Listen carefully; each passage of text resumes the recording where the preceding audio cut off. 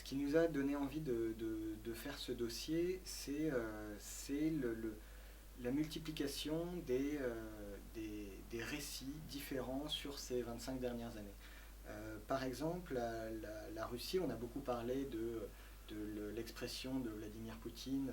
qui voyait dans la chute de l'Union soviétique une des plus grandes catastrophes géopolitiques du XXe siècle. On a beaucoup parlé, on a beaucoup critiqué cette phrase. Et l'idée, c'était de s'interroger sur la vision, les visions différentes que pouvait développer le reste du monde, si j'ose dire, par rapport à l'Occident. Alors bon, la notion d'Occident appellerait à une réflexion un peu plus poussée, mais on va utiliser ce terme pour la simplicité du débat. Mais voilà, c'était s'interroger sur les autres visions, les autres perceptions des événements marquants de ces 25 dernières années. On a pris par exemple la guerre au Kosovo, on a justement les années 90 en Russie, on a la vision des interventions militaires et de leur utilité et de leur pertinence. C'était l'idée d'essayer de changer de regard, avoir une analyse un peu critique par rapport au récit que l'on peut peut-être dont on peut se satisfaire parfois en Occident, et essayer d'interroger ces autres visions du monde qui se sont développées en parallèle et voir leur pertinence. Qui d'ailleurs nous oblige aussi à réfléchir à qui écrit les relations internationales aujourd'hui, qui sont les chercheurs, qui développent les concepts, qui influencent le débat sur les questions internationales et stratégiques, et donc essayer de voir comment se construisent ou se déconstruisent ces différentes visions, ces différentes perceptions, ces différents récits autour des événements internationaux dans ce monde qu'on appelle post-guerre froide, mais voilà, s'interroger sur cette période difficilement qualifiable de ces 25 dernières années.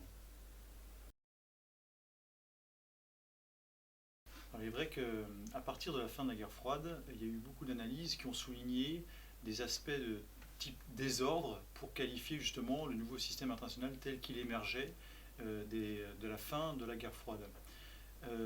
Plusieurs caractéristiques peuvent permettre effectivement de qualifier le système international contemporain comme justement typique d'un éventuel désordre. La première caractéristique est celle de l'évolution des pôles de puissance qui reste encore indéterminée. C'est-à-dire que dans les premières années de l'après-guerre froide, les États-Unis ont pu paraître comme une puissance unilatérale et qu'on était dans un système unipolaire. Malheureusement ou heureusement, dans les années suivantes, l'évolution de certaines crises et des conflits ont fait en sorte que d'autres pôles de puissance ont pu émerger, et aussi que le caractère unilatéral de la puissance américaine était aussi remis en cause pour des raisons intérieures aux États-Unis. Les BRICS, l'émergence des BRICS dans les années 2000 a aussi pu matérialiser une contestation de l'unipolarité américaine, entre guillemets.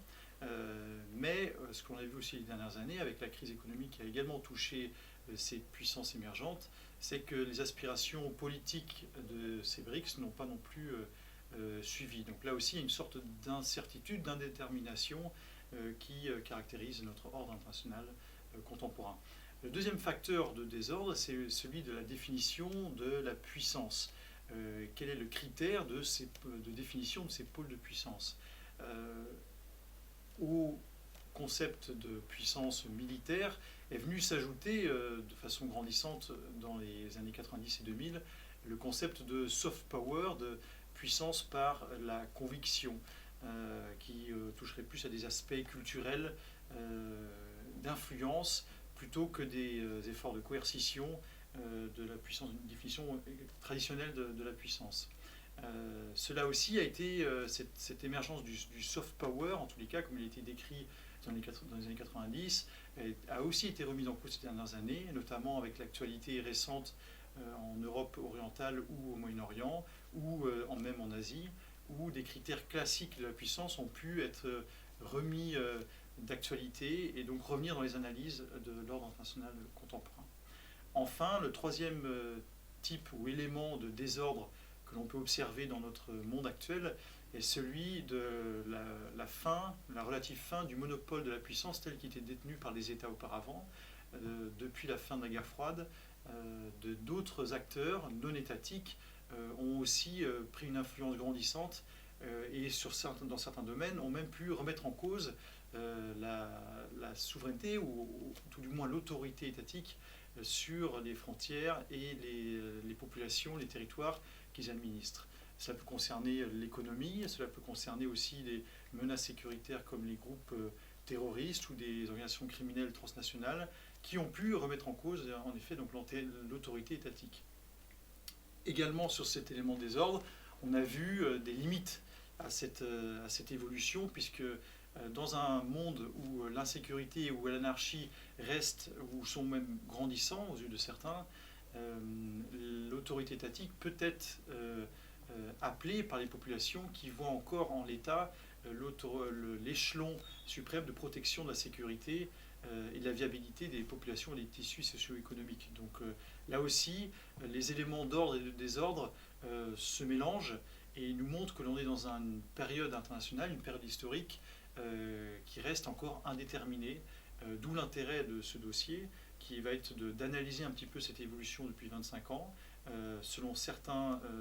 sujets pour effectivement essayer de qualifier l'ordre international actuel et justement permettre de comprendre vers où notre période peut se diriger.